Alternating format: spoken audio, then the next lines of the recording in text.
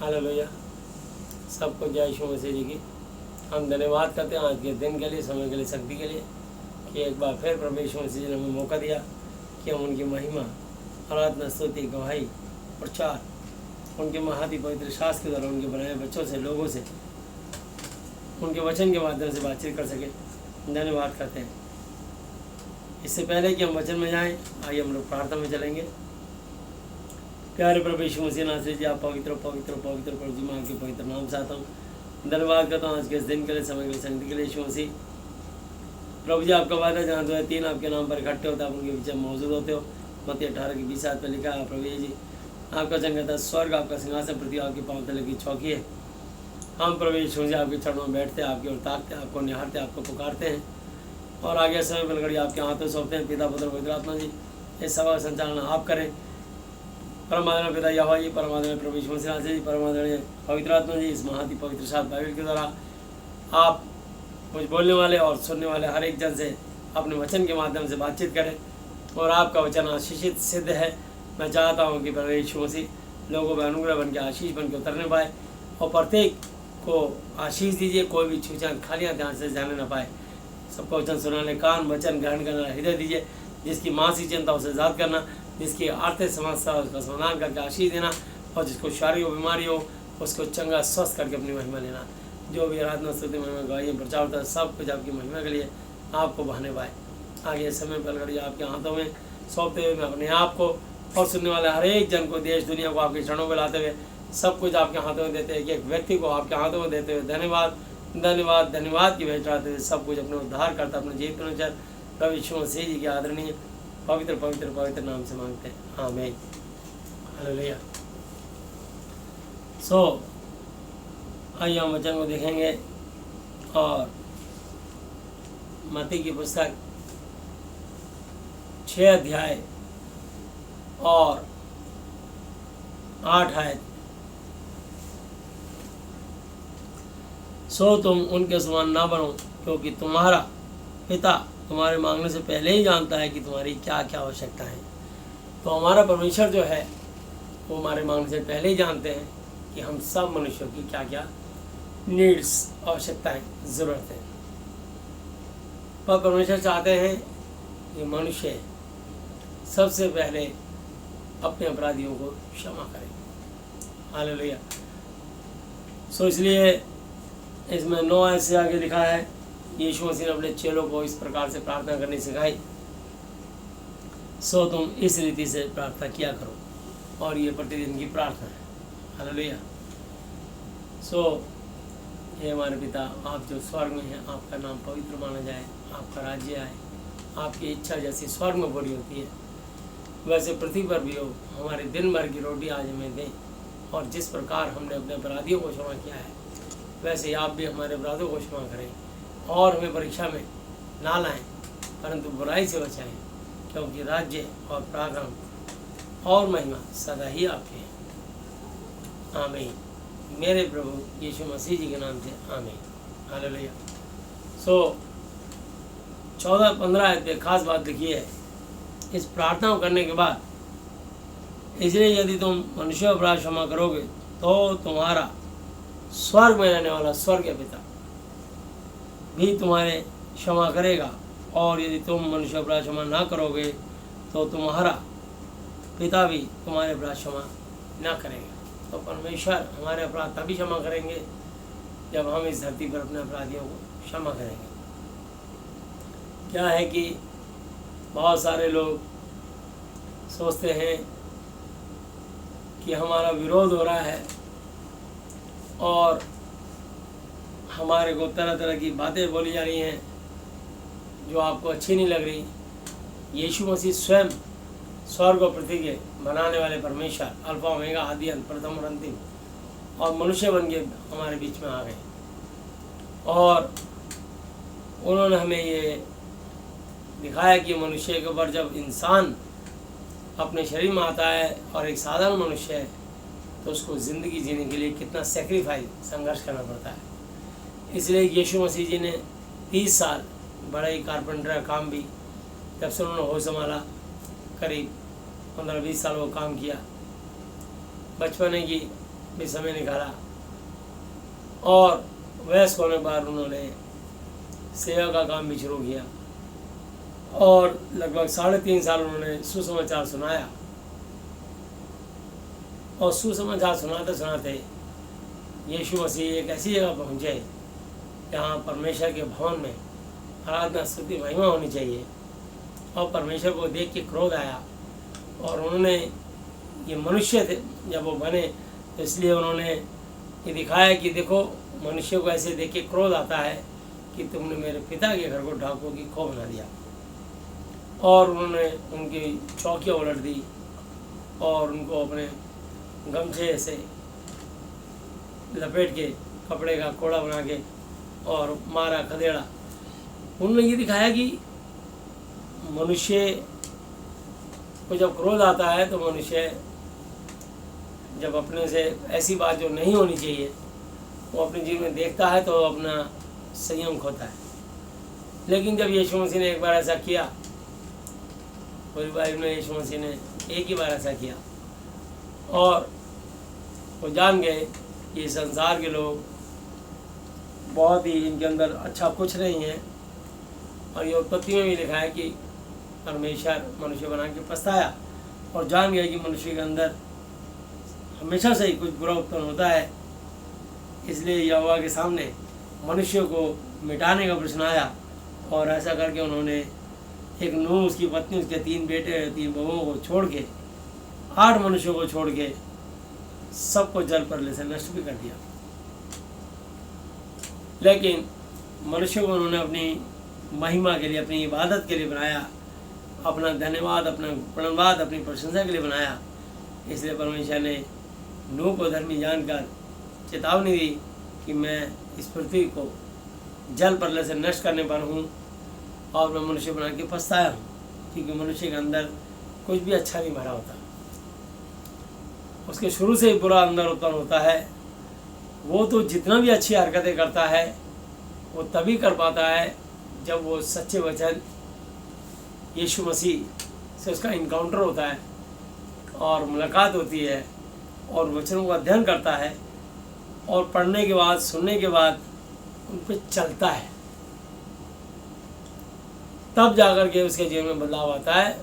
वरना चाहे कितना बड़ा बिशप हो, पास्टर हो, इवेंजलिस्ट हो, एल्डर्स हो, विश्वासी हो, उसके जीवन में कोई बदलाव नहीं होता। वो चाहे यीशु मसीह को मान ले, चाहे क्रिश्चियन धर्म को मान ले, कुछ भी कर ले, लेकिन वो गड़बड़ियाँ, गलतियाँ करते रहता है, क्योंकि इस धरती का सरदार शैतान है। और यीशु मसीह इस बात को जानते थे, इसलिए यीशु मसीह ने दोबारा किसी को ना हड़काया, ना धमकाया और ना ही किसी को मारा पीटा। एक बार उन्होंने आवेश में आके ऐसा किया, लेकिन इसका मतलब ये नहीं कि हम भी आवेश में आकर के और लोगों को सुधारने के लिए और हम उनके साथ फाइट करने के लिए, अगर किसी को किसी से ऑब्जेक्शन है तो आप एक दूसरे का फ़ोन नंबर लेकर के आपस में बातचीत कीजिए और अपने गिले शिकवे मिटा लीजिए। लेकिन एक यूट्यूब या गूगल, ये फेसबुक, ये बड़ा भारी प्लेटफार्म है। इस पर आकर के कभी भी बंद मुट्ठी ला के खुल जाए तो खाकी। तो अपने आपस की बातें बाहर, अपने घर की बातें चौराहे पे हंडी नहीं फोड़नी चाहिए। तो इसलिए ये मेरी उन सेवकों से रिक्वेस्ट है कि जो भी उनके मन में ऐसा चल रहा है और वो खेदित हो रहे हैं, दुखी हो रहे हैं, लेकिन इनमें दुखी होने की बात नहीं है, बल्कि उनको ये खुश होने की बात है कि उनका विरोध हो रहा है। उनके विरोध में बहुत सारी बातें ऐसी ऐसी बोली जा रही है जो नहीं बोलनी चाहिए, और चूँकि जो सच्चा मनुष्य है उसको बातें लग रही हैं, और वो बातें लग रही हैं तो इसका मतलब वो अभी भी उसको और सिद्ध होना है। क्योंकि सिद्ध मनुष्य यीशु मसीह ने क्या सिखाया हम वचन से देखेंगे। याकूब की पत्री 1 अध्याय उसकी 2, 3, 4 आयतें लिखा है, हे मेरे भाइयों, जब तुम नाना प्रकार की परीक्षाओं में पढ़ो तो इसको पूरे आनंद की बात समझो। क्योंकि तुम्हारे विश्वास के परखे जाने से धीरज उत्पन्न होता है। पर अपने धीरज को अपना पूरा काम कर लेने दो ताकि तुम सिद्ध और खरे हो जाओ और तुम में किसी बात की कमी घटी ना रहे। तो परमेश्वर हमको परफेक्ट करना चाहते हैं। और जो आपके विरोध में खड़ा हो रहा है, चाहे आपका ही भाई है, लेकिन वो वचन के लीक से हट गया, पर वो हट गया और आप भी अगर हट करके उसको संसारी रीति से समझाने की या उसी की चर्चा करेंगे आप, तो ऐसा करके आप बजाय अपने परमेश्वर काम छोड़ करके, बजाय आनंदित होकर के होने के, आप लोग उसको क्रिटिसाइज करके आप शैतान को अपने साथ बराबर के मिला के उसकी महिमा कर रहे हैं। जैसा कि बहुत सारे प्रचारक प्रचार तो करते हैं, लेकिन प्रचार करते करते वो इतने अपने आप को ज्ञान बताने लगते हैं कि फलां किताब में वहाँ ये लिखा है, फलां किताब में यहाँ वहाँ वो लिखा है, फलां अध्याय की इस वाली आयत पे ये वाला श्लोक लिखा है। वो उनको ये नहीं पता कि वो प्रचार करते करते करते कब अपने ट्रैक से भटक करके और वो शैतान का काम करने लगे कि अपने साथ साथ शैतान की महिमा भी करने लगे।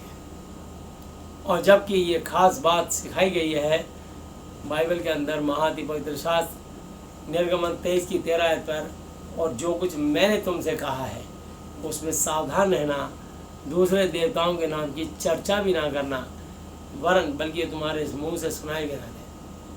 और तुम उनके पूरे पूरे मंत्र बता रहे हो, पूरे पूरे श्लोक बता रहे हो, उनके नाम बता रहे हो, उनकी पिक्चर बना के उनकी फ़ोटो दिखा रहे हो। तो ये सब कुछ करना ये एक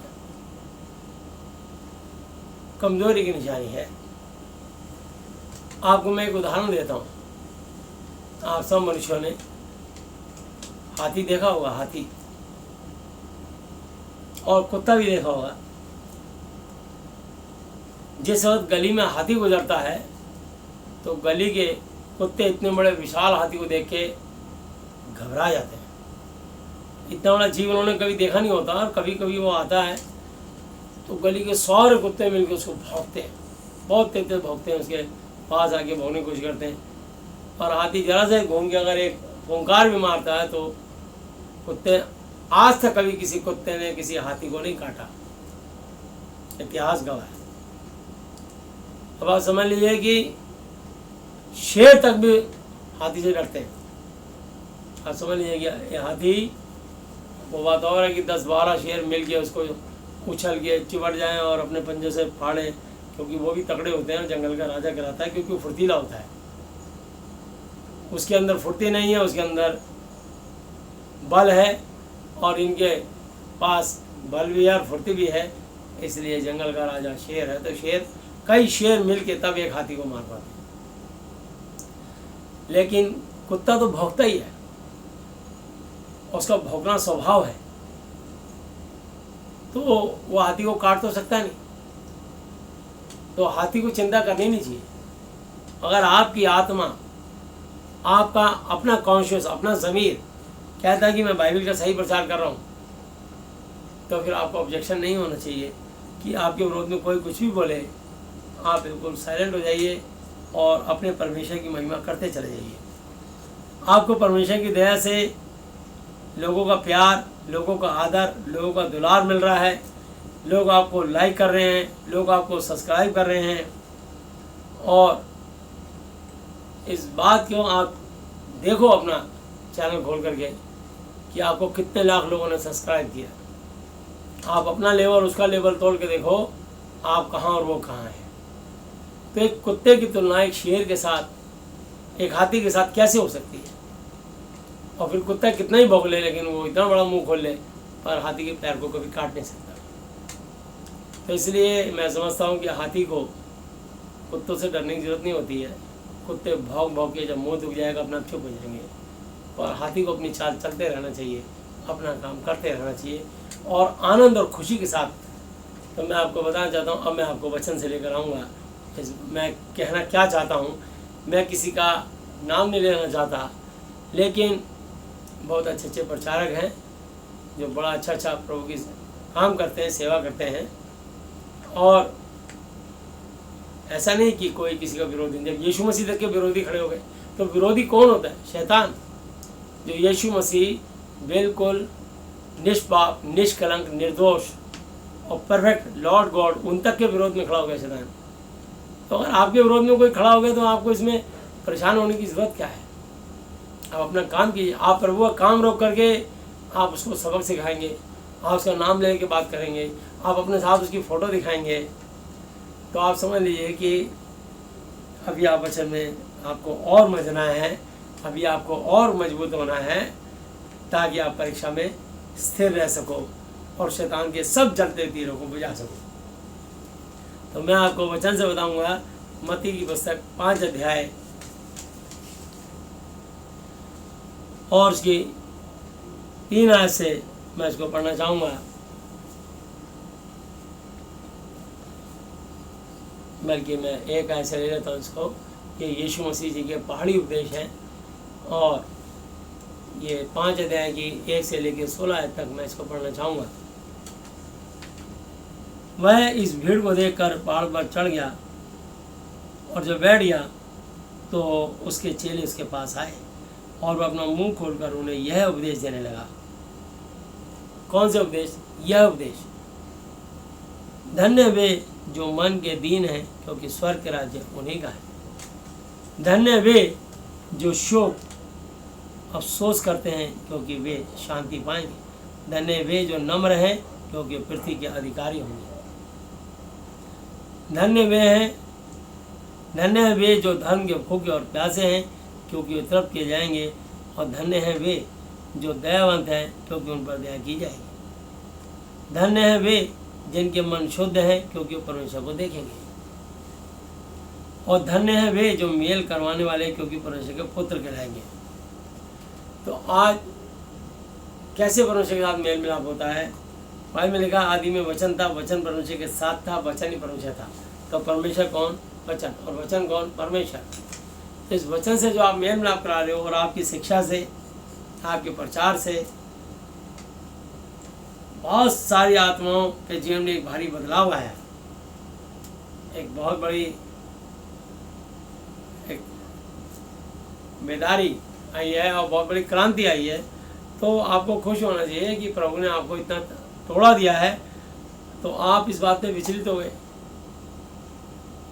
आपको विचलित नहीं होना है, बल्कि और आनंदित होना चाहिए कि मेरे खिलाफ लोग ऐसी ऐसी बातें कर रहे हैं।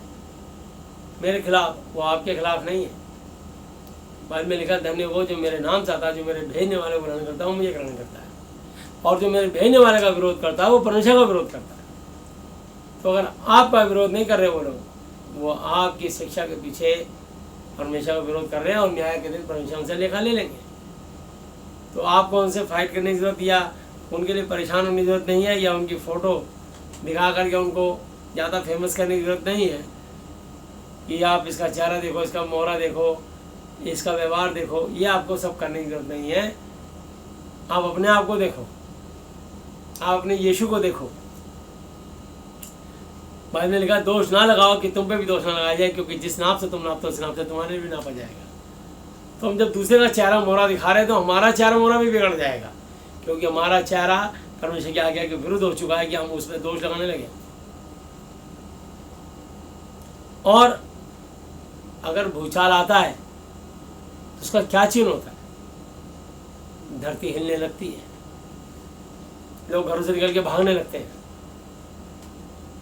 धरती हिल रही है, लोग भागदौड़ मच रही है, तो उस समय लोग भूचाल आ रहा है। पर सब चीज अपनी जगह स्थिर है, तो ना कोई भूचाल है ना कोई भगदड़ है। तो अगर आपके प्रचार से कुछ लोगों में परेशानी हो रही है, जलजला आ रहा है और भगदड़ मच रही है, तो उनके जीवन में भूचाल आया ना, फिर आपके जीवन में क्यों भूचाल आया? भाई भूचाल आता है तो मनुष्य घबराता है, परमेश्वर थोड़ी घबराते हैं। और तुम परमेश्वर के जन हो, और परमेश्वर का वचन क्या कहता है? वचन से 46 को देखेंगे हम। परमेश्वर का वचन क्या कहता है?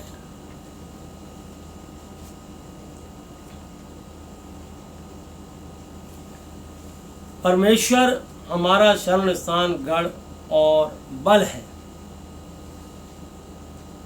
परमेश्वर हमारा शरण स्थान और बल है, संकट में अति सहज से मिलने वाला सहायक प्रभु यीशु मसीह है।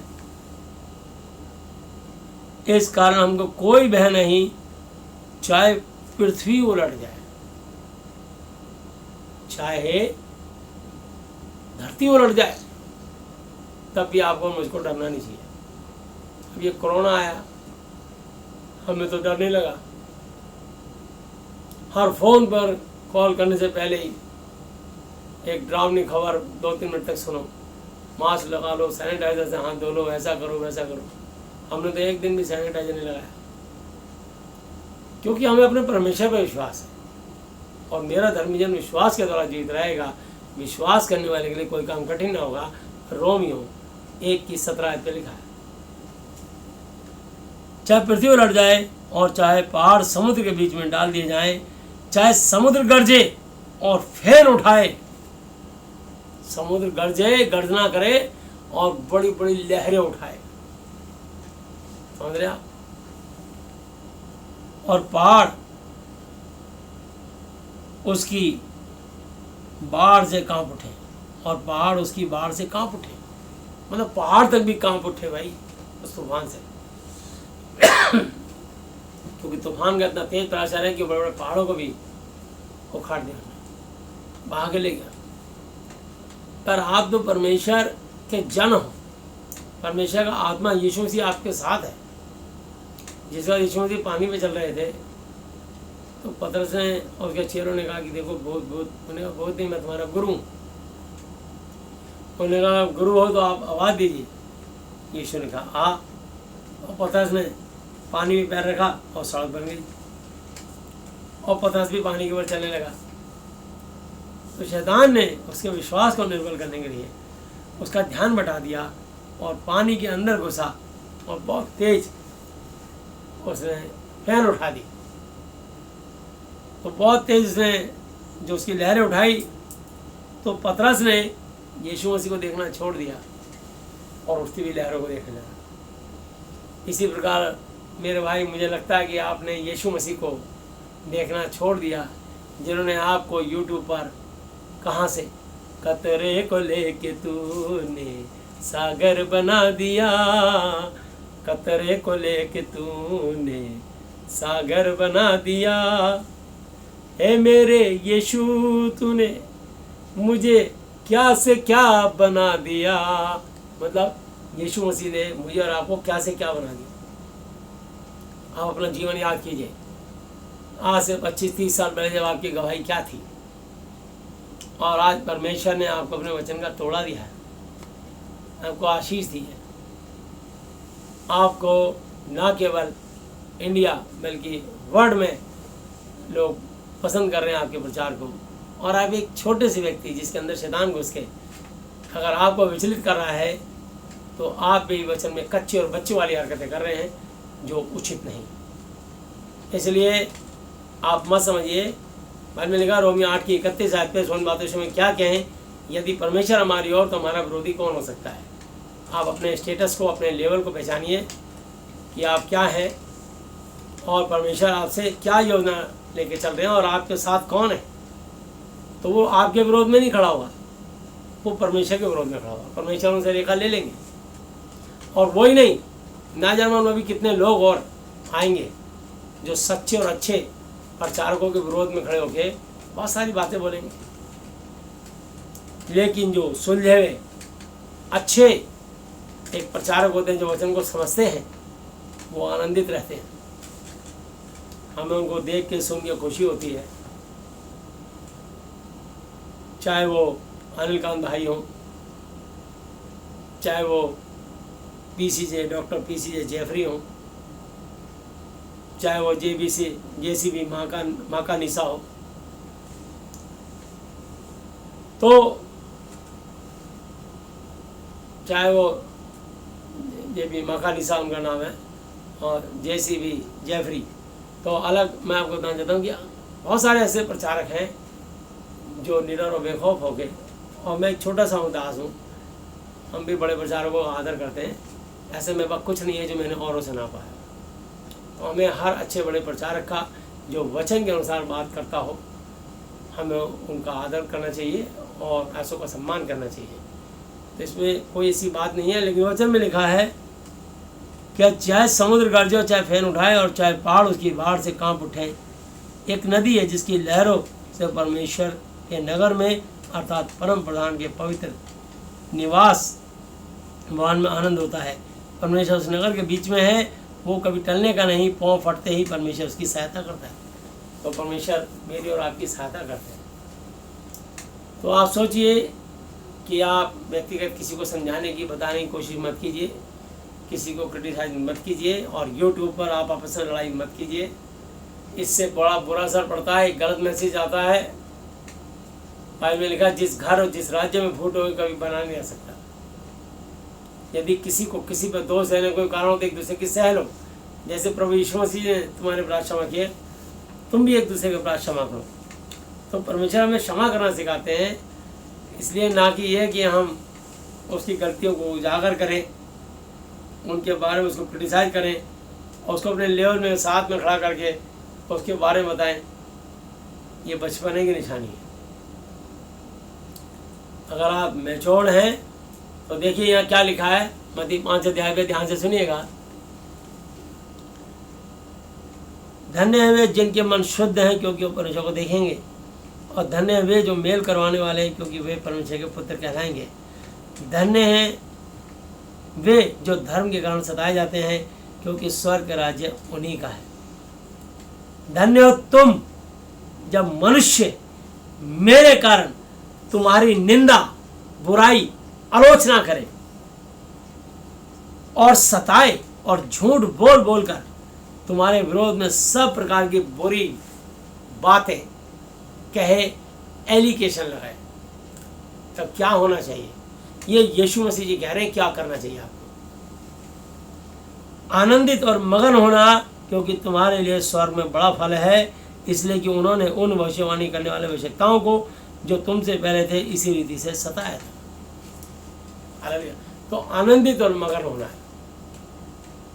अब आप सोच लीजिए, क्या आप आनंदित और मगन हैं या फ्रस्ट्रेट होकर के आप उनसे अटैक करके, आप उनकी कमी बता करके, और आप अपने, अगर हम इस जांग को खोलें ये भी हमारी है, ये जांग खोले तो ये भी हमारी है। वो हमारा विश्वासी भाई है, जैसा भी है, अगर वो गलत है तो परमेश्वर उनका हाकिम है। परमेश्वर अपने आप ही उसको कैसे बैठा देंगे, ये आपकी परीक्षा है। इसमें आपको खराई सच्चाई से निकलना है। और परमेश्वर बता रहा हूँ, जो परमेश्वर के जन को छूता है वो उनकी आँख की पुतली को छूता है। इसलिए किसी को विचलित नहीं होना चाहिए, बल्कि आनंदित होना चाहिए, क्योंकि परमेश्वर वचन कहता है आनंदित और मगन होना, क्योंकि तुम्हारे लिए स्वर्ग में बड़ा प्रतिफल है। तुम मेरे वचन को सच्चाई और खराई से उतार रहे हो। तो जब तुम्हारी आत्मा ही तुम्हारे में बोझ नहीं है कि मैं सच्चाई से इस वचन सुना रहा हूँ और मेरे वचन में कहीं कोई मिलावट नहीं, कोई झूठ नहीं, कोई लालच नहीं, कहीं मैं किसी पैसा नहीं ले रहा किसी से, तो जब आप इतनी सच्चाई से काम कर रहे हो तो फिर आप विचलित क्यों हो रहे हो? आप अपने आप को कहते हो कि हम यूट्यूब से पैसा लेते हैं, तेल पानी नहीं बेचते। जब आपकी आत्मा, आपका ज़मीर कहता है कि मैं कोई पाप नहीं कर रहा, फिर आप परेशान क्यों हो रहे हैं? आप जब गलत नहीं आ रहा, आप क्यों परेशान हो रहे हैं? फिर आप अपना छोटा भाई समझ के, उसको बच्चा समझ के, नादान समझ के प्रार्थना करके छोड़ दीजिए, या उससे व्यक्तिगत फ़ोन पे बात करके इस प्रॉब्लम को आपस में बैठ के सॉर्ट आउट कर लीजिए, क्योंकि परमेश्वर की डांट भी बहुत ज़बरदस्त होती है।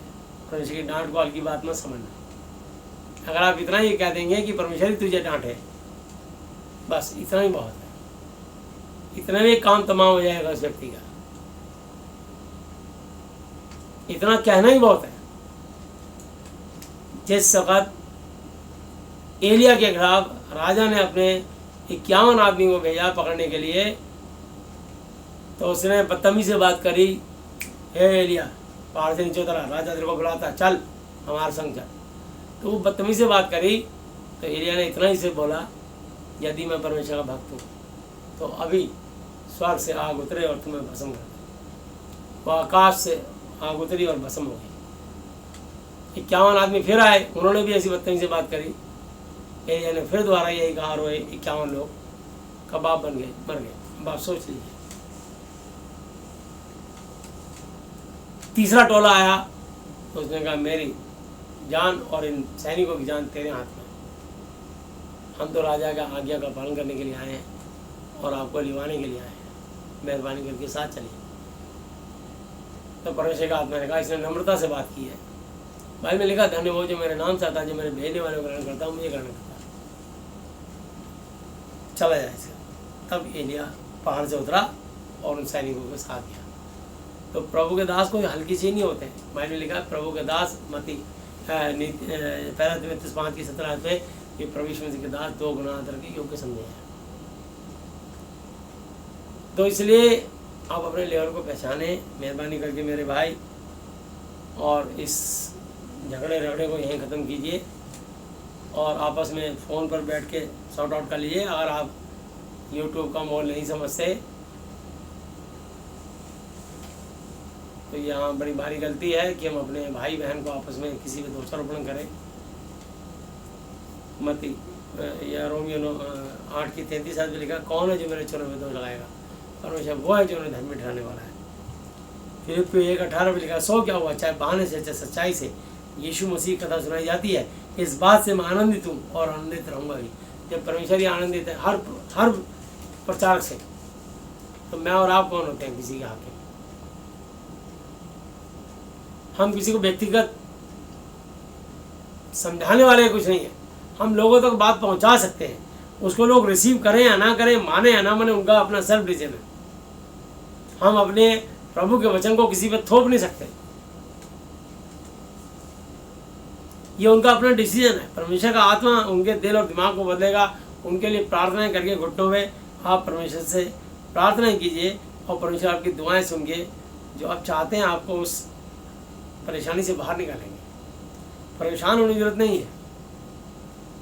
और जिस वक्त एलीशा वहाँ से गुजर रहा था तो एलीशा के सर पर बाल नहीं होंगे,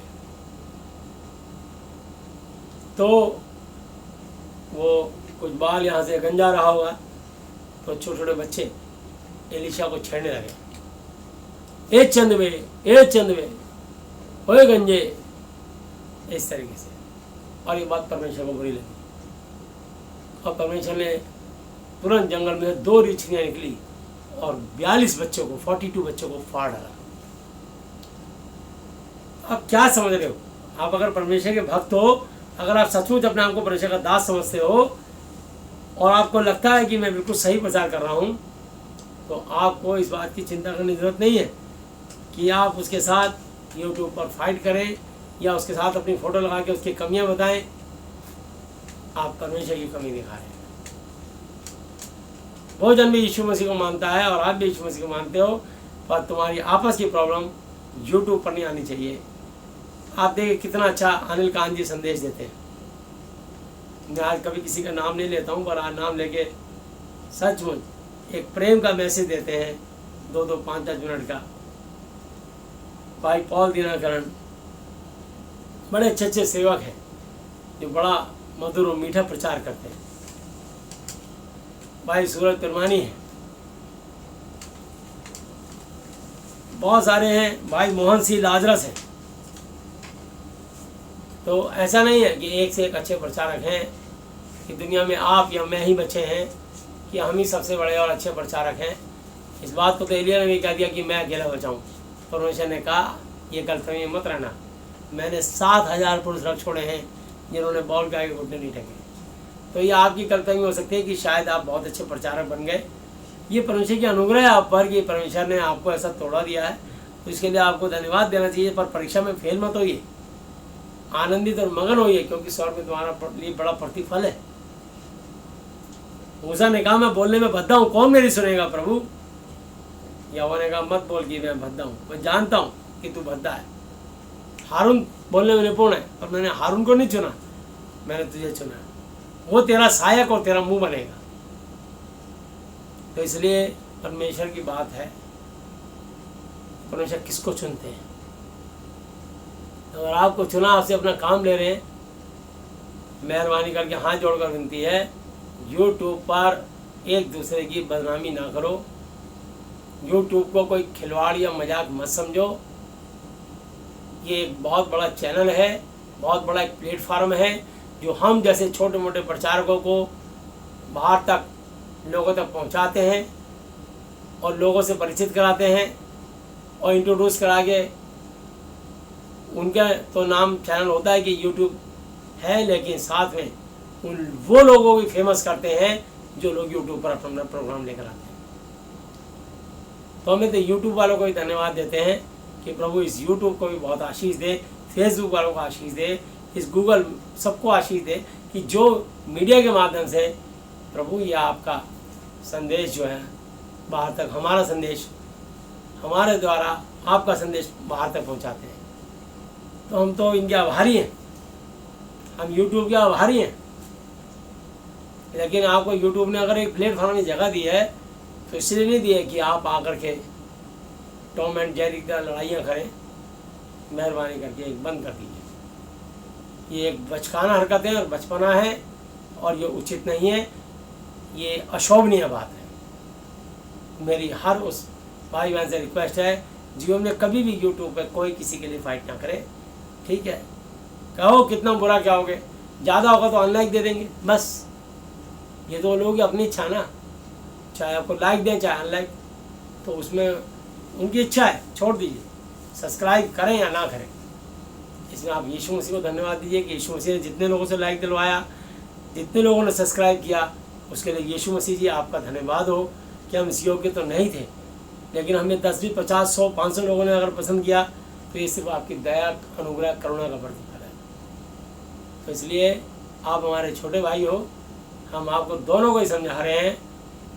अगर मेरी आवाज़ आप तक पहुंच रही हो इस वीडियो के माध्यम से, तो यही है कि इस बात को, इस झगड़े को, इस प्रॉब्लम को अपने आपस में बैठ के सॉर्ट आउट कीजिए। इस यूट्यूब पर मत आइए, मेहरबानी करके। यूट्यूब जैसी एक अच्छी प्लेटफॉर्म को बदनाम ना कीजिए, मेहरबानी करके। तो यहाँ लिखा है, आनंदित और मगन होना 12 अध्याय मत्ती 5:12, क्योंकि तुम्हारे लिए स्वर्ग में बड़ा फल है, इसलिए कि उन्होंने उन आवश्यकताओं को जो तुमसे पहले थे इसी रीति से सताया था, इसी प्रकार से सताया था। तो ये कौन सी नई बात हो गई? यीशु मसीह को तो इससे ही बुरी तरह सताया था। पानी जगह सिरका पिला दिया, हाथ पैरों में कीड़े ठोक दिए, पीठ पे लगभग 39 कोड़े मार दिए, सर पे कांटों का ताज पहना दिया, पसली में भाला घुसेड़ दिया और उनको मुंह ढक करके घूसे लात मार के कहा, बता भविष्यवाणी कर किसके लात किसका घूसा है। मुंह पे थूका, कितना अपमान किया उनका, कितने कितने कुटिल बातें, कठोर शब्द या गालियां उनको दी। पर यीशु ने कहा, हमें तो लिखा कि 7 के 70 गुना बार क्षमा करो, लेकिन उन्होंने कहा सच बात यह है कि जहां मैं क्रूस पे चढ़ गया और आखिरी सांस तक मैंने कहा, हे पिता ये नहीं जानते क्या करते हैं, हो सके तो इनके अपराधों को क्षमा करना। आपको अपने शत्रुओं को वहां तक क्षमा करना है जब तक आपकी आखिरी सांस है, आखिरी सांस तक आप उन्हें क्षमा कीजिए। यह है यीशु मसीह का संदेश। 7 के 70 गुना बार, 490 बार नहीं। तो इसलिए आप उनसे बैठ के आपस में बातचीत करें और एक दूसरे से डिस्कस कीजिए और अपने मन मुटाव को दूर कीजिए। लेकिन यूट्यूब पर ये सब झगड़े बंद कर दीजिए, मेहरबानी करके। इससे पूरे समुदाय पे बुरा असर पड़ता है और परमेश्वर के नाम को निंदा होती है। जो ये झगड़ा करते हैं उनके लिए, दोनों के लिए कठिनाई हो जाएगी न्याय के दिन, क्योंकि दोनों ही संसारिक और शारीरिक हो गए। अब उनकी आत्मिकता खत्म हो गई, जो आत्मिक था भी वो भी आत्मिकता खत्म हो रही है ऐसा करके। तो इसलिए लिखा 13 में, तुम पृथ्वी के नमक हो, परंतु यदि नमक का स्वाद बिगड़ जाए तो फिर वह किस वस्तु से नमकीन किया जाएगा, फिर वह किसी काम का नहीं, केवल इसके कि बाहर फेंक दिया जाए और मनुष्य के पांव तले रोना जाए। तुम जगत की ज्योति हो। जो नगर पहाड़ पे बसा हुआ छिप नहीं सकता, और लोग दिया जलाकर पैमाने के नीचे नहीं परंतु दीवट पर रखते हैं, तब उस घर के सब लोगों को प्रकाश पहुंचता है। उसी प्रकार तुम्हारा उजियाला मनुष्यों के सामने चमके, कि वे तुम्हारे भले कामों को देखकर तुम्हारे पिता की जो स्वर्ग में बड़ाई, तारीफ, प्रशंसा करें। सोच लीजिए कितना भला काम कर रहे हैं आप। आपस में ही अगर हम टॉम एंड जेरी की तरह लड़ेंगे, कुत्ते बिल्ली की तरह लड़ेंगे, तो ये बड़े शर्म की बात है। इसलिए आप वचन से सीखिए और वचन में बढ़िए। लिखा है नीति वचन और उसका 15 अध्याय और उसकी मैं 33 आयत से पढ़ना चाहूँगा।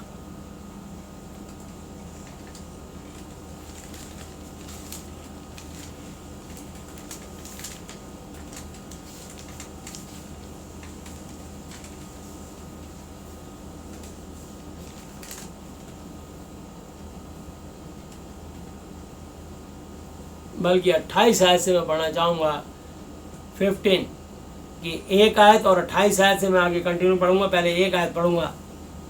कोमल उत्तर सुनने से जलजलाहट ठंडी होती है, परंतु कटु वचन से क्रोध धड़क उठता है। तो हम कठोरता से तो किसी को डांट फटकार के हम बदल नहीं सकते। यीशु मसीह ने हमें कभी डांटा फटकारा नहीं, बल्कि हमारे प्रतिदिन कितने गुनाहों को उठा के अपने पीछे फेंक दिया और प्रतिदिन हमें एक नई जिंदगी देते हैं यीशु मसीह। जब वो हमारे इतने गुनाहों को क्षमा कर चुके और करते हैं, तो क्या हम किसी अपने भाई बहन के छोटे मोटे गुनाह को नहीं क्षमा कर सकते? और 28 आयत पे लिखा है, धर्मी मन में सोचता है कि क्या उत्तर दूं, परंतु दुष्टों के मुंह से बुरी बातें उबल आती हैं। यहोवा दुष्टों से दूर रहता है, परंतु धर्मियों की प्रार्थना सुनता है। आंखों की चमक से मन को आनंद होता है और अच्छे समाचार से हड्डियां हष्टपुष्ट होती हैं। जो जीवन देने वाली जीवनदायी डांट कान लगाकर सुनता है, वह बुद्धिमान के संग ठिकाना पाता है। जो शिक्षा को सुनी और अनसुनी करता, वह अपने आत्मा को, अपने जीवन को तुच्छ जानता है, परंतु जो डांट को सुनता है वह बुद्धि प्राप्त करता है। यहोवा के भय मानने से शिक्षा प्राप्त होती है और महिमा से पहले नम्रता होती है। अगर आप पर परमेश्वर की महिमा उतर रही है, तो आपके अंदर सॉफ्टनेस और नम्रता आनी शुरू हो जाएगी। आप हलीम और दीन होने शुरू हो जाएंगे और आप प्रेम से भरने लग जाएंगे। तो जब आपके अंदर प्रेम आएगा, तो ये परमेश्वर का पहला साइन है कि अब आपको क्रोध नहीं आ रहा, बल्कि आप जैसे हाथी इतने सारे कुत्तों को एक साथ 100-200 गली के कुत्ते भौंकते होंगे, किसी पे क्रोध नहीं करता, किसी के पीछे नहीं भागता। उसे पता है कुछ भी नहीं कर पाएंगे मेरा, इसलिए परवाह भी नहीं करता। वो इतने विशाल काय जीव को देख करके सिर्फ एक बार उसकी सूंड इधर उधर को हिलती है, इतने में डर जाते। उसके इतने मोटे मोटे पैर देख के डर जाते। बस भगते रहते। आखिर कुत्ते कहते मुँह दुख गया यार, चुप हो जाओ, चलो अपनी गली में वापिस चलो। तो आपका जीवन एक मस्त हाथी की तरह होना चाहिए कि आपको परमेश्वर अल्फा ओमेगा, आदि अंत, प्रथम और अंतिम ने चुना है और अपनी महिमा ने चुना है। और याद रखना, जो अगर आपको छुएगा तो परमेश्वर उसके साथ ऐसा किया उन्होंने, तो इसमें कोई बड़ी बात नहीं है। मैं आपको बताता हूँ। और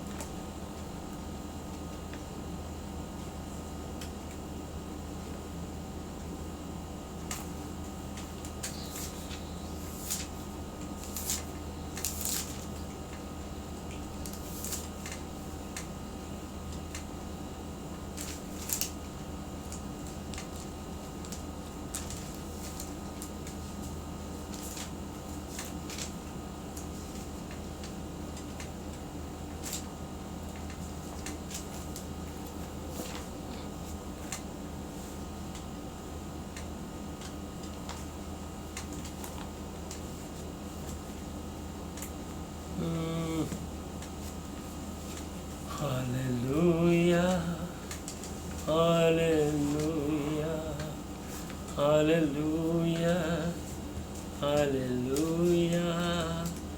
thank you Jesus, thank you Jesus. Hallelujah, hallelujah. दूसरा राजा, और मैं उसका 1 अध्याय और उसकी 3 आयत से पढ़ने जा रहा हूँ।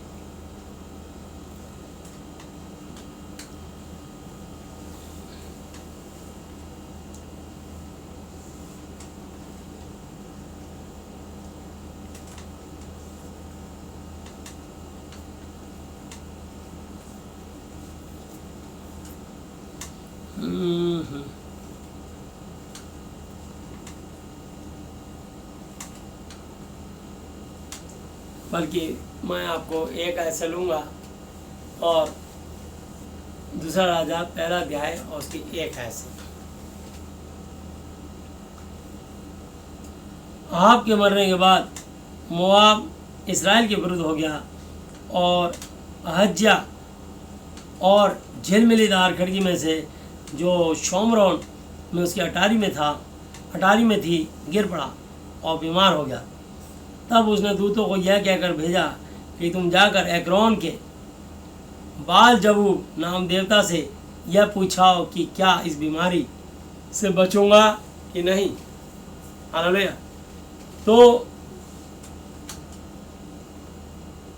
तब यहोवा के दूत ने तिशबी एलिया से कहा, उठकर शोमरोन के राजा के दूतों से मिलने जा और उनसे कहे, क्या इस्राएल में कोई परमेश्वर नहीं जो तुम एक्रोन के बाल जबूब देवता से पूछने जाते हो। इसलिए अब यहोवा तुझसे यूँ कहता है कि जिस पलंग पर तू पड़ा है उस पर से कभी ना उठेगा परंतु मर ही जाएगा। तब एलिया चला गया। हालेलुया। तो परमेश्वर अपने नाम की महिमा किसी दूसरे को नहीं देता। अगर आज जिंदा परमेश्वर यीशु मसीह यहोवा जी को छोड़ के किसी और के पास जाके अपना बचाव का रास्ता ढूंढेंगे तो मिलेगा कुछ नहीं, सिवाय मौत के कुछ नहीं मिलेगा, सिवाय दुख और कष्ट के कुछ नहीं मिलेगा। और ने राजा को बोल दिया तू मरेगा ही मरेगा, सोच ले। और यहाँ क्या होता आगे, जब अहज्या के दूत उसके बाद लौट आए तब उसने उनसे पूछा तुम क्यों लौट आए हो। उन्होंने उससे कहा कि एक मनुष्य हमसे मिलने को आया और कहा कि जिस राजा ने तुमको भेजा उसके बाद लौट कर क्या हो। यहोवा यूँ कहता है कि क्या इसराइल में कोई परमेश्वर नहीं जो तू एक्रोन के बाल जबूब देवता को पूछने को भेजता है। इस कारण जिस पलंग पर तू पड़ा है उस पर से कभी ना उठेगा परंतु मर ही जाएगा। उसने उससे पूछा जो मनुष्य तुमसे मिलने को आया और तुमसे ये बातें कहीं उसका कैसा रंग रूप है। हालेलुया। उसका रंग रूप कैसा था बताओ। उन्होंने उसको उत्तर दिया कि वह रोंआर मनुष्य था, उसके बाल ही बाल थे शरीर में। हालेलुया। और अपनी कमर में चमड़े का फेंटा बांधे हुए था। उसने कहा वह तिशबी एलिया होगा। अनुमान लगा लिया कि ऐसा जो चमड़े का फेंटा बांधे रहता है और शरीर पे बाल ही बाल हैं वो तिशबी एलिया होगा। तब उसने उसके पास 50 सिपाहियों के एक प्रधान को उसके 50 सिपाहियों समेत भेजा। प्रधान ने उसके बाद जाकर क्या देखा कि वह पहाड़ की चोटी पर बैठा है और उससे कहा हे परमेश्वर के भक्त, राजा ने कहा कि तू उतरा। परमेश्वर के भक्त नीचे उतरा, राजा ने कहा है। अब देखिए किस बदतमीजी से बात की होगी, मतलब घुड़क करके प्रभु के दास को जो कि अल्फा ओमेगा आदि अंत प्रथम और अंत में, उसके दास के साथ कोई बदतमीजी मिसबिहेव नहीं कर सकता। हर दास को इस बात को समझ लेना चाहिए। हालेलुया। सो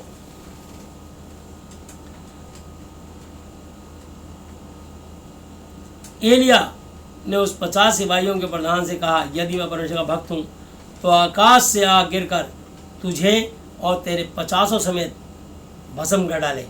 तब आकाश से आग उतरी और उसे उसके 50 समेत भस्म कर दिया। हालेलुया। ये होती है प्रभु के दास की बात। अगर आपको लगता है कि आपके अंदर परमेश्वर का आत्मा है, परमेश्वर का साथ है आपके, तो आपको अगर प्रभु ने वचन का तोड़ा दिया है और लोग आपको लाइक कर रहे हैं, नहीं करेंगे तो अनलाइक करेंगे, डिसलाइक करेंगे। लोग अगर आपको पसंद कर रहे हैं तभी तो आपके लाइक बढ़ रहे हैं, आपके सब्सक्राइब बढ़ रहे हैं, तो इसमें खुशी की बात है।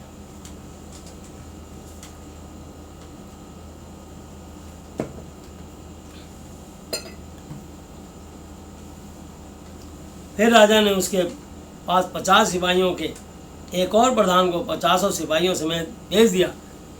प्रधान ने उससे कहा, हे परमेश्वर भक्त, राजा ने कहा कि फुर्ती से उतारा।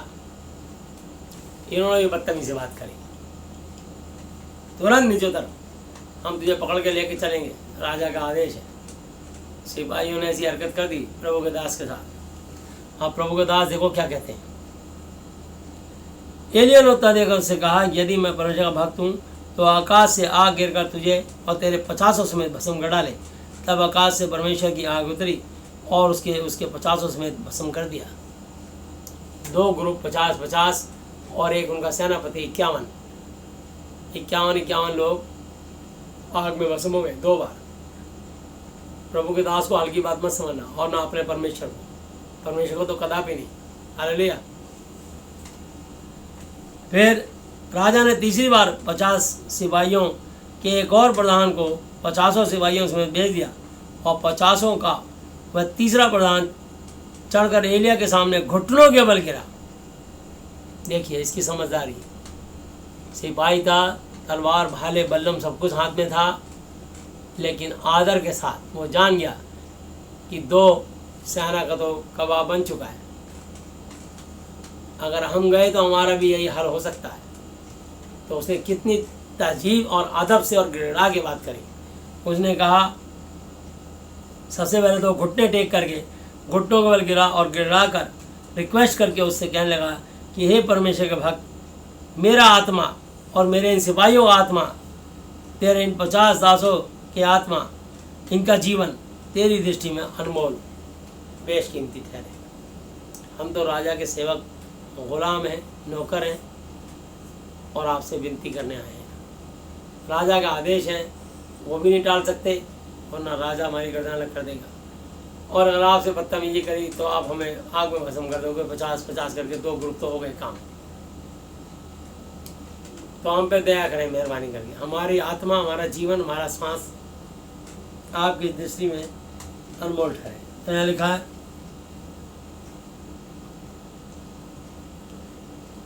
50 सिपाहियों के जो 2 प्रधान अपने अपने 50 समेत पहले आए थे, उनको तो आग ने आकाश से गिरकर भस्म कर डाला, परंतु अब मेरा आत्मा तेरी दृष्टि में अनमोल ठहरे। तब यहोवा के दूत ने एलिय्याह से कहा, उसके संग नीचे जा, उससे मत डर। तब एलिय्याह उठकर उनके संग राजा के पास नीचे गया, और उसने कहा, यहोवा यूँ कहता है कि तूने तो एक्रोन के बाल जबूब देवता से पूछने के दूत भेजे थे, तो क्या इस्राएल में कोई परमेश्वर नहीं कि जिससे तू पूछ सके? इस कारण तू जिस पलंग पर पड़ा है उस पर से फिर कभी न उठेगा, परंतु मर ही जाएगा। हालेलुया। क्योंकि मैंने आपको पहले ही बताया है कि परमेश्वर के 4 नाम हैं। एक यहोवा जी, यीशु मसीह जी, पवित्र आत्मा, बाइबल, महाति पवित्र शास्त्र, और चौथा नाम जलनशील परमेश्वर। अब देखो, बाल जबूब देवता का नाम आते ही परमेश्वर का क्रोध भड़क उठा, और परमेश्वर ने वहाँ के राजा को कह दिया कि तेरे गुस्ताखी इतनी है कि तूने जीवित परमेश्वर यहोवा को दंडवत नबूवत ना करके, उससे जीवन की अपनी दुहाई ना दे करके, तूने किसी तांत्रिक के पास जो बाल जबूब देवता उससे अपनी ज़िंदगी के बारे में पूछ रहा है, किसी तांत्रिक से। तो इसलिए किसी मुल्ला, मौलवी, पंडित, तांत्रिक, बाबे, एस्ट्रोलॉजर पे भरोसा नहीं करना चाहिए। ये सब मनुष्य हैं और दुष्ट आत्माओं की सेवा करते हैं, और दुष्ट आत्माओं के कारण ये लोगों के जीवन में कभी सुख नहीं दे पाएंगे। ये खुद ही सुखी नहीं है। इस दुनिया में अगर किसी को सुख चाहिए तो महाति पवित्र शास्त्र बाइबल का अध्ययन करें। इसमें एक वचन के द्वारा जवाब है मनुष्य की बातों का। सो यहाँ लिखा है, यहोवा के इस वचन के अनुसार जो एलिय्याह ने कहा था वह मर गया, और उसके संतान न होने के कारण यहोराम और उसके स्थान पर यहूदा के राजा यहोशापात के पुत्र यहोराम के दूसरे वर्ष में राज्य करने लगा। तो यहाँ पर मैंने आपको बताया कि परमेश्वर ने अपने दास के साथ बदतमीजी करने का ये इनाम दिया।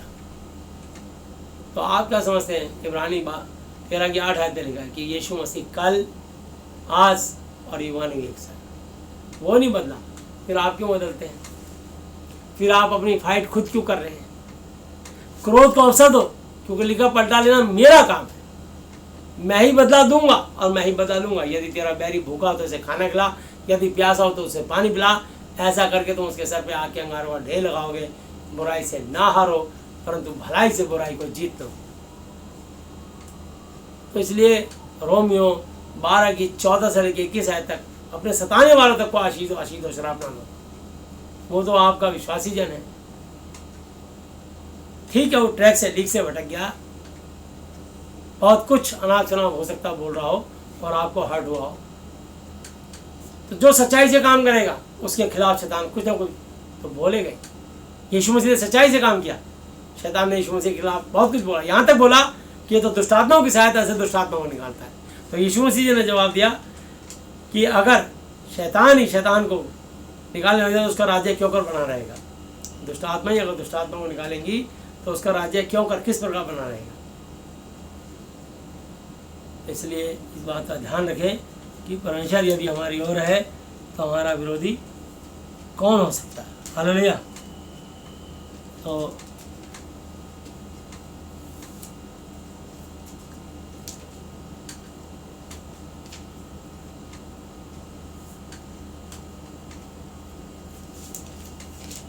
महान है, उसकी करुणा सदा की है। हालेलुया। तो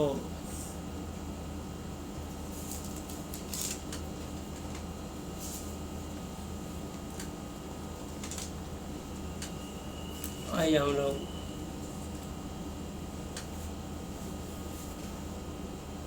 प्रार्थना में चलेंगे। हालेलुया। तो प्रभु यीशु मसीह जी अब तक के अपने जीवित वचन में पढ़े समझाने पर हम में से प्रत्येक को बताए से आशीष है। आमीन।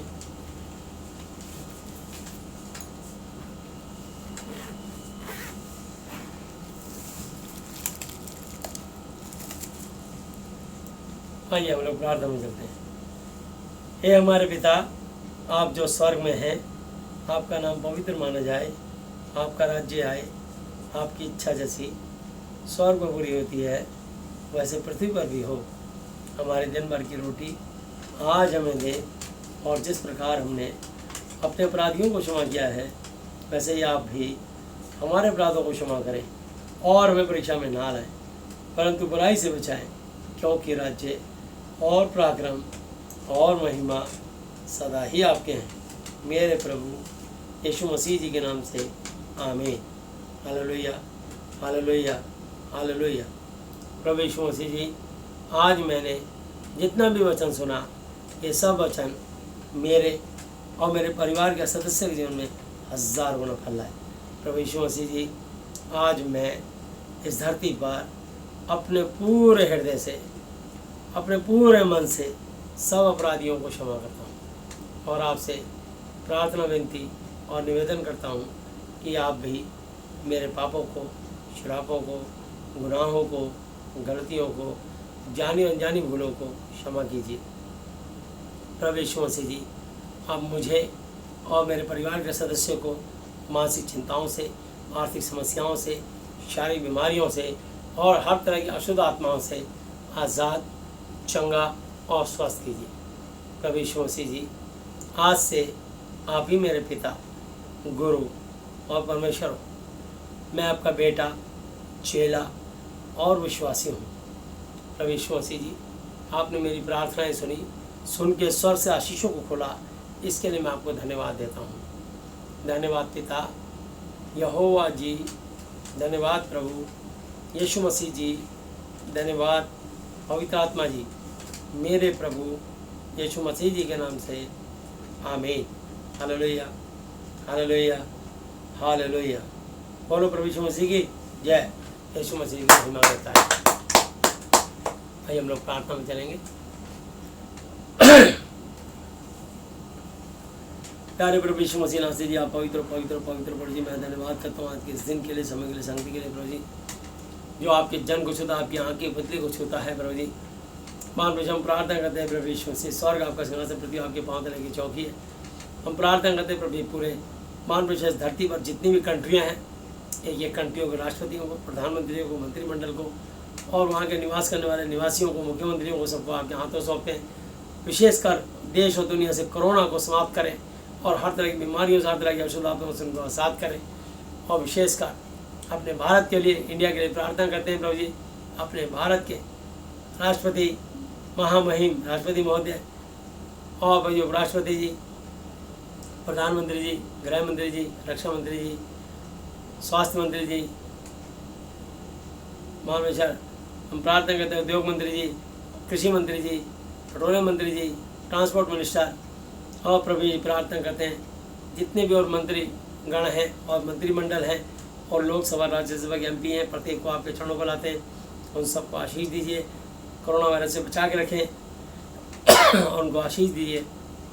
इसके अलावा प्रार्थना करते हैं हमारे देश के जितने भी जल सेना, थल सेना, वायु सेना अध्यक्ष, चीफ मार्शल हैं, उनके परिवार के एक जन को और उनके अंडर में जितनी भी फोर्सेस आती हैं जो देश पर दिन रात तैनात रहती हैं प्रभु जी, उनको भी कोरोना वायरस से, और ना केवल कोरोना वायरस से बल्कि सर्दी, गर्मी, बरसात, जलवायु के प्रभाव से, दुश्मनों की गोलियों से उनको बचा कर रखें। जितने भी हमारे BSF, CISF, CRPF, ITBP, rapid force, RPF और NSG, जितनी भी प्रभु जी फोर्सेज हैं, सारी बटालियनों को आपके लहू में डालते हैं कि को सुरक्षित रखें, उनके परिवार को सुरक्षित रखें, कोरोना वायरस से बचा कर रखें। इसके अलावा जितने भी प्रभु जी खुफिया एजेंसी हैं, प्रभु जी CID, CBI, IB, रॉ और जितनी भी प्रभु जी गुप्तचार हमारी एजेंसियाँ एक एक को आपके हाथों में सौंपते हैं। उन पर आपकी विशेष अनुग्रह हो और चाहते हैं आपकी दया के द्वारा सबको कोरोना वायरस से बचा कर रखें और उनके जीवन से अपनी महिमा लें। प्रभु जी मेरी आपसे विशेष प्रार्थना है, प्रार्थना करता हूँ प्रभु यीशु से हमारे देश के जितने भी IAS, IPS अधिकारी हैं उनको आपके चरणों में लाता हूँ प्रभु जी। और प्रभु यीशु से उनके परिवारों को भी कोरोना वायरस से, हर तरह की बीमारी से बचा कर रखें। इसके अलावा जितने हमारे देश के मुख्यमंत्री, MLA, काउंसलर और प्रभु यीशु से जितने भी प्रभु यीशु से महानवेशर, राज्यपाल, उपराज्यपाल, सेक्रेटरी, होम सेक्रेटरी हैं, उनको भी सुरक्षित रखिए और आशीषित रखिए। जितने भी देश के चीफ जस्टिस, जजेस और एडवोकेट्स और इंजीनियर हैं, उन सबको सुरक्षित और आशीषित रखिए। प्रार्थना करते हैं प्रभु जी जितने भी महानवेशर, एयर इंडिया, इंडियन एयरलाइंस के जितने भी पायलट और एयर होस्टेस और उनके एयरलाइन से जुड़े हुए कर्मचारी हैं, सबको सुरक्षित रखिए, कोरोना वायरस से बचा के रखें। जितने DTC, रोडवेज की बसों के जितने ड्राइवर, कंडक्टर और प्रभु जी उनके स्टाफ हैं, उन सबको सुरक्षित रखें। जितने भी माल पेशर आदान प्रदान करने के लिए प्रभु जी इधर से उधर आयात निर्यात के साधन, ट्रक ड्राइवर्स हैं, उन सबको, उनके ड्राइवरों को, उनके क्लीनरों को और उनके हेल्परों को सुरक्षित रखिए, कोरोना वायरस से बचा के रखें। जितने भी प्रभु प्राइवेट टैक्सी चलाने वाले, ओला ओवर टैक्सी चलाने वाले, ऑटो रिक्शा, ई-रिक्शा चलाने वाले, प्रत्येक को सुरक्षित और आशीषित रखें। मान रहे जितने भी vice chancellor, professor, principal, teacher, student, school चाहे कॉलेज के, उन सबको सुरक्षित और आशीषित रखें। प्रभु जितने भी देश के हमारे डॉक्टर्स हैं और नर्सिज हैं और जितने भी प्रभु जी मेडिकल से जुड़े लोग हैं, उनको सबको सुरक्षित और आशीषित रखें, कोरोना वायरस से बचा कर रखें।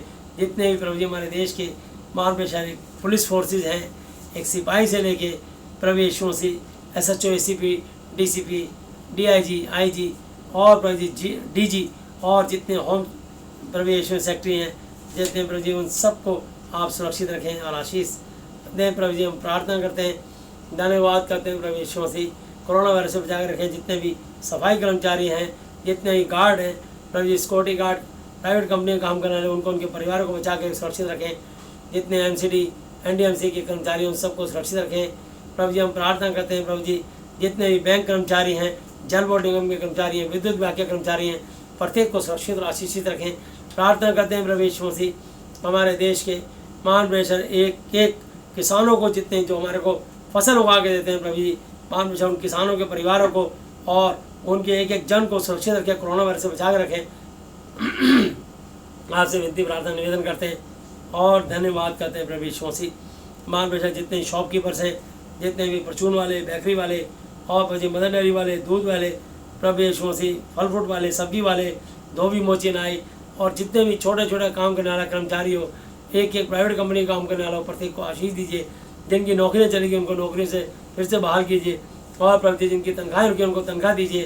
प्रभु जी स्कूल कॉलेज फिर से खुलने पाएँ, मान सबको वेतनमान मिले और जिनकी आधी सैलरी मिल रही है उनकी सैलरी पूरी मिलने पाए।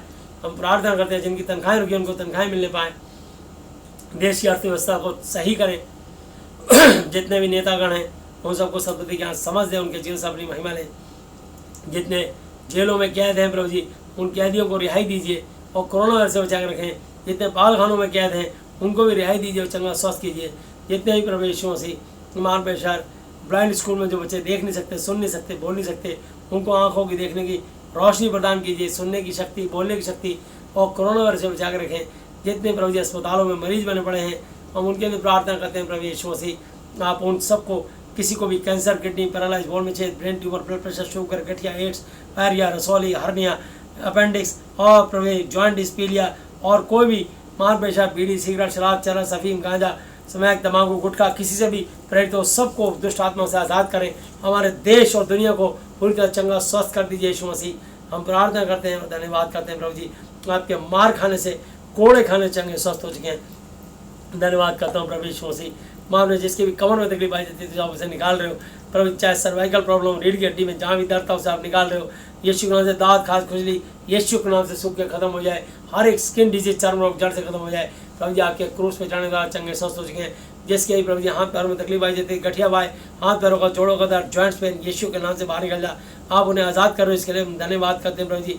मान पेशा हम धन्यवाद करते हैं प्रभु जी, आपके पसंदीदा बालक अंदर चंगे स्वस्थ हो चुके हैं। जिसके अभी दिल में छेद, हार्ट की प्रॉब्लम प्रभु जी, जिसको blood pressure low, high, sugar, blood sugar और प्रभु यीशु मसीह सूखी बवासीर, खूनी बवासीर, जॉइंटिस, प्रभु यीशु मसीह हम प्रार्थना करते हैं आप उसे हर बीमारी से, आप पथरी से, रसौली से, हर्निया से, अपेंडिक्स से और प्रभु कोरिया से, हर तरह की बीमारी से आप उसे आज़ाद कर रहे हो। जिसकी कोख बंद है यीशु के नाम से कोख खुल जाए। जिनके पति में कमी है उसके पति को भी मिल जाए यीशु के नाम से प्रभु जी। ये धरती सब हरी भरी हो जाए और लोग आनंद से रहें और जहाँ भी रहें आपकी महिमा हो। और प्रभु जी हम चाहते हैं कि घुटनट के, मस्तक के, जीवन की कार के यीशु मसीह प्रभु है। जितने भी प्रभु यीशु मसीह हमारे देश के प्रभु जी कारपेंटर हैं, प्लम्बर हैं, जितने भी प्रभु जी राजमिस्त्री हैं और जितने इलेक्ट्रीशियन हैं उन सबको भी आशीष दीजिए। प्राइवेट कंपनी में काम करने वाले एक जन को आशीष दीजिए, हम विनती करते हैं, धन्यवाद करते हैं प्रभु यीशु मसीह। जितने भी प्रभु जी नेताओं के साथ साथ अभिनेता हैं हम प्रार्थना करते हैं प्रभु यीशु मसीह, मान पेशर उन सबको आप आशीष दीजिए, उन पर और उनकी फिल्म इंडस्ट्री पे भी उन पर आपके दिन को आशीष हो। वो भी प्रभु जी इस नाटक नौटंकी की दुनिया से बाहर निकल के सच्चे जीते अनुसार आपको जाने और आपको माने और आपकी महिमा हो। अंत में प्रभु जी आप मुझे, मेरी पत्नी को, हमारे बच्चों को, हमारी मंडली, हमारी कलीसिया के एक एक जन को, जितने लोग साथ हम जितने जुड़े हैं, जितने लोग हमारे साथ जुड़े हैं, जितने लोग आगे जुड़ने वाले हैं प्रभु जी उन सबको आशीष दीजिए। एक एक के परिवार के लिए प्रार्थनाएं करते हैं और धन्यवाद करते हैं। हमारे देश के जितने ही प्रभु जी बिशप और प्रभु जी पास्टर, इवेंजलिस्ट, एल्डर और जितने विश्वासी भाई बहन हैं, उनकी मंडलियाँ हैं, उन सबको एक एक को आशीष दीजिए, उनकी प्रार्थनाओं को सुन के उत्तर दीजिए। और प्रभु जी हम चाहते हैं फिर से मान पेशा सारे चर्चेस और सारे धार्मिक स्थल खुलने पाएँ और देश में फिर से प्रभु जी भाईचारा और शांति और आनंद स्थापित हो और आपकी सच्चाई और आपकी अनुग्रह एक एक जन तक पहुँचे और लोग आशीषित होने पाए और जीते परिचय यीशु मसीह नासरी जी आपको जाने और माने। मैं अपने देश और दुनिया की एक एक जन की आत्मा आपकी महिमा के लिए मांगते हुए सारी आदर महिमा आपको देते हुए धन्यवाद धन्यवाद धन्यवाद की भेंट चाहते हुए सब कुछ अपने उद्धार करता, अपने जीत निशान प्रभु यीशु मसीह जी के आदरणीय पवित्र पवित्र पवित्र नाम से मांगते हैं, आमीन। हालेलुया हालेलुया हालेलुया। बोलो प्रभु यीशु मसीह जी की जय। सबको जय यीशु मसीह की।